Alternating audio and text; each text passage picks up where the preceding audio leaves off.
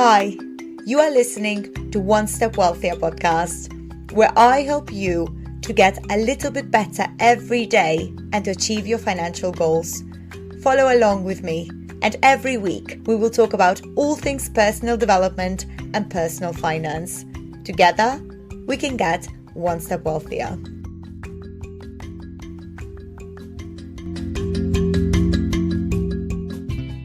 In last week's episode, I spoke about how I've visited over 70 countries on a budget, and in this week's episode, I wanted to give you some tips and tricks for traveling on a budget.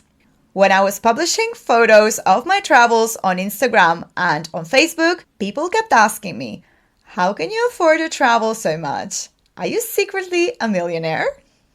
I can tell you that if you are flexible, adaptable, and not that picky, it is really not that expensive to travel. Actually, most of the time, it could be much cheaper than staying in your own country.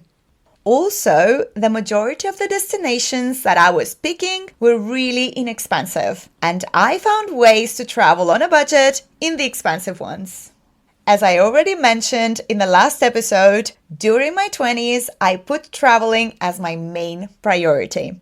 This means that all the money I was saving by living frugally went to my travels. I saw traveling as an experience worth investing in, and I must say that it was definitely a great choice. Now I'm flooded with great memories that will stay with me forever. I'm a very good planner, and I did the same with my travels. Here, I will give you some advice that worked for me for traveling on a budget. So, advice number 1 is to pay attention to the currency exchange. Do not use currency exchange shops at the airports or next to the main attractions in the city centers. Yes, I'm looking at you, Prague. It doesn't matter if it's written 0% commission. You have to pay attention to the difference between the buy and the sell amounts. There's always going to be some difference because the exchanges have to make some money. But if the difference is too high, it is not worth exchanging your money there. A quick Google currency conversion can give you an idea of how much you should be getting approximately for your cash. I usually never use currency exchanges unless there's no other option. Instead, I withdraw money from an ATM. Now, there is a few tricks to that. Do not use your high street banks such as Lloyds, Santander, or Barclays, among others, to withdraw money from an ATM or to pay with a card.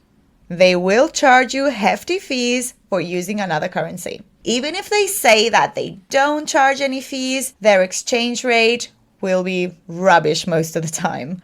Use accounts like Wise or Revolut.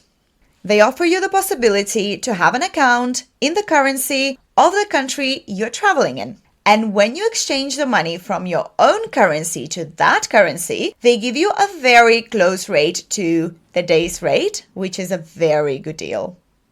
I will link a referral for both Revolut and Wise accounts below so you can check them out. They are free to use and are very handy when you're traveling. That can save you tons of money. Another piece of advice is to look for destinations with a weak currency. I traveled to Iran in 2017, where there was a high inflation and the dollars that I brought with me were worth more and more every day. Back then, and also at the time of this recording, the foreign credit and debit cards were useless in Iran, so it was only possible to travel there with cash in euros or US dollars. Sometimes I would change $100 and a few days later, I would get maybe 20% more than a few days ago. The inflation was insane. In the West, we think it's crazy when the prices rise every year by 20%. Imagine your money devaluating by 20% every few days. A friend of mine has recently been to Japan, and she had great deals because at the moment, the Japanese yen is quite low. So if you have always wanted to visit Japan, maybe now it's the right time. Advice number 3 is to travel during the shoulder season, even during low season if you are adventurous. Personally, I do not like crowds. There is nothing worse than hundreds of people bumping into you and trying to take a selfie in a beautiful place. If you avoid high season, you are more likely to experience the true essence of the place, and the prices are lower as well. Sometimes it can be a bit too cold, a bit too hot, or too rainy, but most of the time it is worth it. I went to South Korea during winter. I had most hostels for myself and I met lots of friendly locals. I also went to Cambodia, Vietnam, and to Mexico during the rainy season. And apart from a few rainy days, the weather was great and nice hotels were a bargain. Also, use your common sense. I'm not saying that you should go to the Himalayas or to Canada in winter. But going to the south of Spain in winter could be really rewarding if you are going for the culture and not for the beach. Do your own research. Advice number 4, explore alternative ways of traveling in more expensive destinations.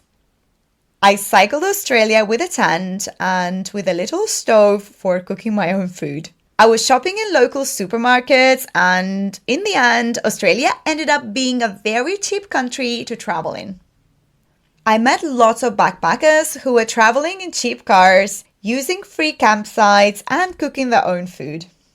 Also, in more expensive destinations, look for accommodations that have a kitchen. When I was in New Zealand, all hostels had kitchens. Also in Colombia, I chose to cook because I wanted to eat a bit healthier and I didn't like the local food as much. Advice number 5 is to use public transportation. So no matter where you go, most of the time, there's always going to be some form of public transportation available. Wicked Travel or Lonely Planet will usually give you a thorough explanation about how to get from the airport to the city and also ways of getting around the city. Download apps showing transport connections, and if it is safe, choose walking or cycling. In Myanmar, Thailand, Vietnam, and the Philippines, I rented a scooter to get around. Just make sure that you don't leave your passport with the rental place and don't crash the scooter. I did both of those things in Thailand and it was not a pleasant experience. There was even police involved, but that's a story for another day. Advice number 6 is to eat where locals eat. Call me adventurous, but I love eating from the local food stalls and at the local markets in places like India, Nepal, Malawi, or Sri Lanka. The larger the queue of locals is, the better. When I'm traveling, I'm always avoiding Western-style restaurants with long menus and no customers. They are usually overpriced and the food is not as fresh because they barely have any customers to eat it. Also, they don't care as much if you get food poisoning because tomorrow you will be in a different place and you won't be a returning customer. On the other hand, the food stalls where the locals eat are interested in keeping their clients because these are the same people that keep returning, so the food will be of a much better quality and the prices much lower. And that brings us to the end of this week's episode. I hope that you enjoyed and learned something new. If you have any questions, do not hesitate to reach out to me through my email or my Instagram.